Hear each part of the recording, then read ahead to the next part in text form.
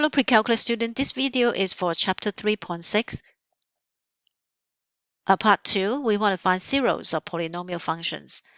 In chapter 3.3 and also 3.4, where we look at how to graph polynomial functions, we have also talked about how to find zeros. In particular, those zeros can be found by factoring the polynomial. So we introduce several factoring techniques, so you can find those zero by using zero product properties. But a lot of polynomial functions actually are not factorable. So how do we find zeros?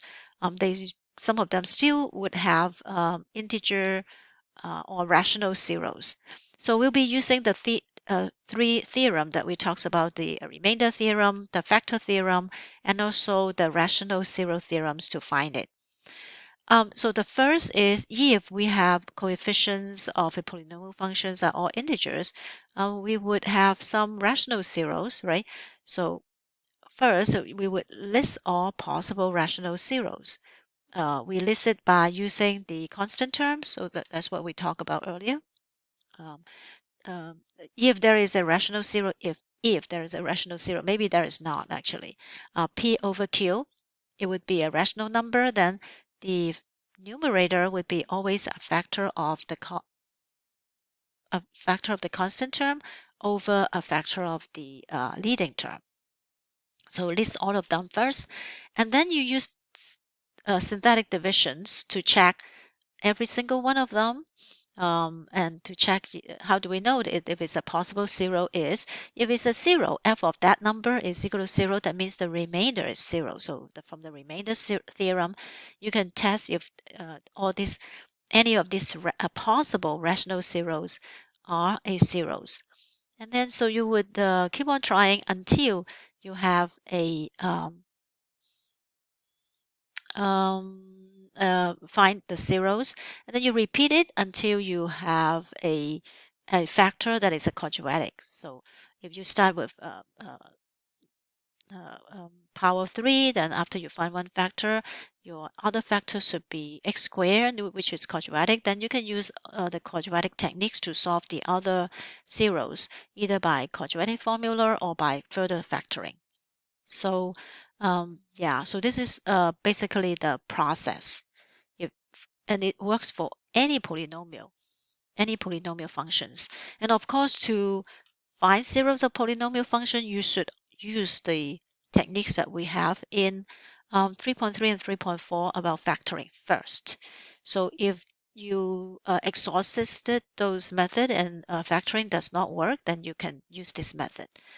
So I'm going to do 3 examples. The first example is find all zeros of 2x cubed plus 3x squared minus 3x minus 2. By just looking at it, maybe you will think that, oh, maybe I can do grouping because I have like 2, 3. Well, actually, this is not 2, 3. This is 3, 2. So factoring by grouping does not work. So we would use the method that we introduced. Step 1 is to list all rational zeros. So rational zeros are possible, right? So they, if there is one, they should be in this form of P over Q, where P is a factor of the last term, factor of -2 over factor of 2. Okay, so factor of -2 is 1 plus and minus 1 plus and minus 2. Factor of the leading coefficient is also 2, which is plus and minus 1 and plus and minus 2. All in all, that means the possible one would be plus and minus 1, plus and minus 2, and then plus and minus 1/2. Because when you have the denominator equal to 1, that would be plus and minus 1 and 2. When you have a denominator equal to 2, then you have 1/2. Okay, so we have 6 number that we can check. So the second is to pick a number to check. So we use synthetic division to check 2, 3, -3, and 2. Oh, no, -2. So be careful of the sign. And I'm going to check the 0 equal to 1. That means x minus 1. Check if x minus 1 is a factor. So do a synthetic division. Bring down 2, the leading term. 1 times 2 is 2. and then add together 5. 1 times 5 is 5. Add negative 3 and 5 is 2. 1 times 2 is 2, so it is 0. So the remainder is 0. That means f of 1 is 0, and that means x minus 1 is a factor. So from here, so we're lucky. So if this doesn't work, then you go on to check negative 1, you check plus 2, you check negative 2, you do plus 1/2, negative 1/2 also. So until you find a 0. So the second thing that we can do would be to write the whole factor. You would say, now I know f of x is equal to x minus 1.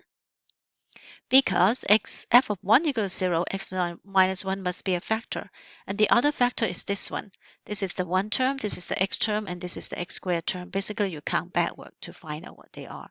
So this would be 2x squared plus 5x plus 2.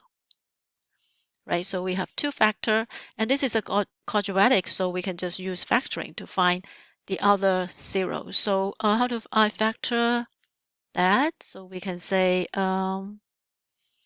2 factor 2x squared plus 5x plus 2. We can factor by grouping.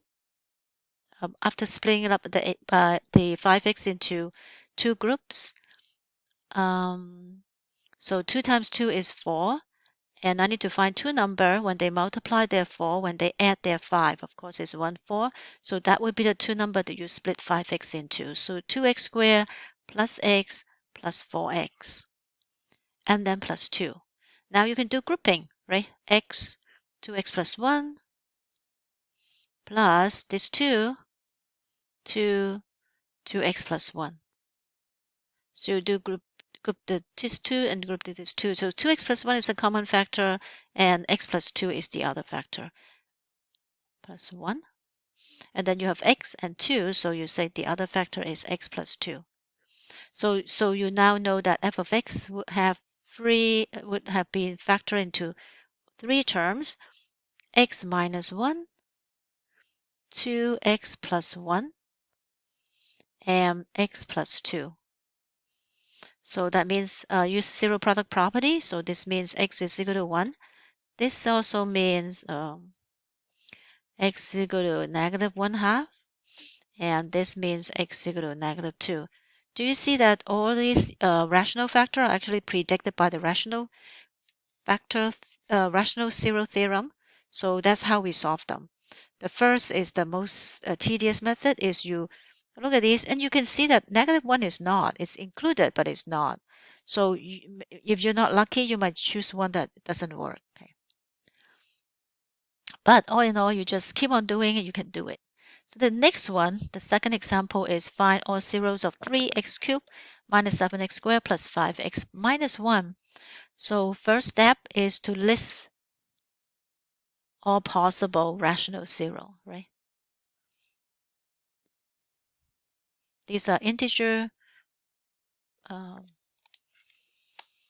polynomial with the integer coefficient.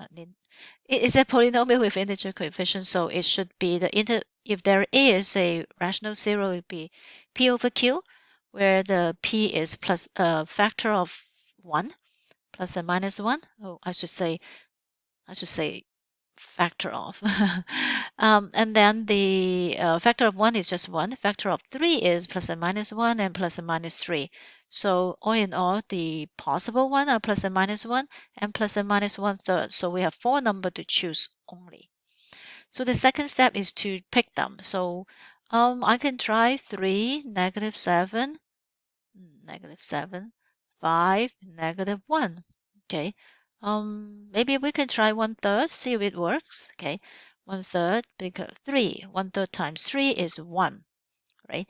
Negative 7 plus 1 is negative 6. 1/3 times negative 6 is negative 2. Add together, 5 plus negative 2 is 3. 3 times 1/3 is 1. Oh, it is 0. So you can see you can actually pick a fraction and you can still do a synthetic division. So f of 1/3 is equal to 0. That implies what? X minus 1/3 is a factor. And what is the other factor? the other factor would be this one, right? So we would say f of x now can be written as x minus 1/3 times 3x squared. How do I know it's square? Because this is 1, this is x, and this is x squared. So the last column from the remainder column is x, and then you just plus 3. Okay, so in order to find the other zero, we need to factor 3x squared minus 6x plus 3. So factor 3x squared minus 6x plus 3. So this is a quadratic, so let's try the common factor 3. X squared minus 2x plus 1. Do you recognize that this is the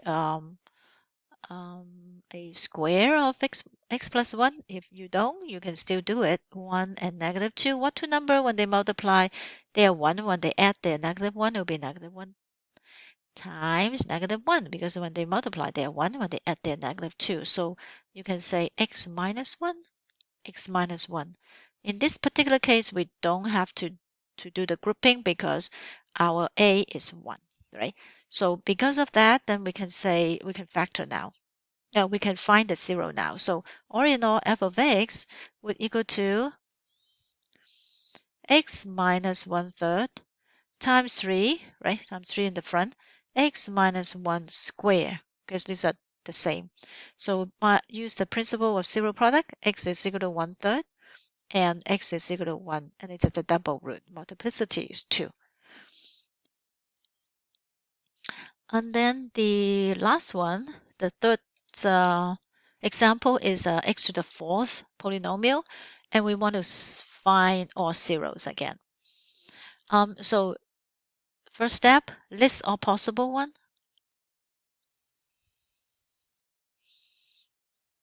Rational.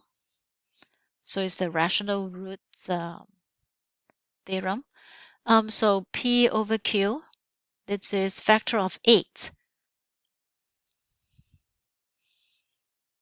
Negative 8, I should say, over factor of 1, right? So that's easy. That means the bottom is 1, so it is plus and minus 1, plus and minus 2. Oh, not very good. Plus and minus 4, plus and minus 8. Okay, so we have 8 numbers to choose. So we can try 1, 1, 1, negative 2, negative 4, negative 8. Why don't I try 1 again? Because last time we tried 1, it works. Okay, 1 times 1 is 1. Add together is 2. 1 times 2 is 2. Oh, add together is 0. 1 times 0 is 0. Negative 4. 1 times negative 4 is almost, oh no, it is not 0. It's negative 12. So x equal to f of 1 is negative to f of 1 is not a 0, right? So we're not that lucky. So just keep on trying. Now we're going to try, let's try 2. Okay. 1 times 2 is 2, so that's 3. 2 times 3 is 6. Add together is 4. 2 times 4 is 8. Together is 4. Oh, 2 times 8 is 8, so that is 0. So we get 1. So I'm just trying to show you that sometimes if you're not lucky, you can find. So now we can factor it. So this implies that the factor is x minus 2. So we can write it as x minus 2.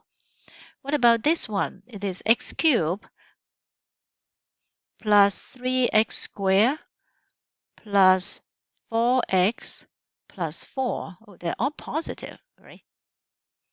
So now we have x cubed, and you can see that it's not factorable by grouping. So I don't have that much space, but I will see the possible number is plus and minus 1, plus and minus 2, right? And plus and minus 4 only, because I don't need to check 8 because the last number is 4. So I'm going to check 2 again, but I'm going to do this one. 1, 3, 4, 4. I'm going to check negative 2. Okay, negative 2. Okay, so I don't want to check positive, because if you do positive, you keep on getting bigger and bigger, right? 1 times negative 2 is this, so it's 1. Oh, I probably can't finish it, so I'll finish it in the next video. Okay.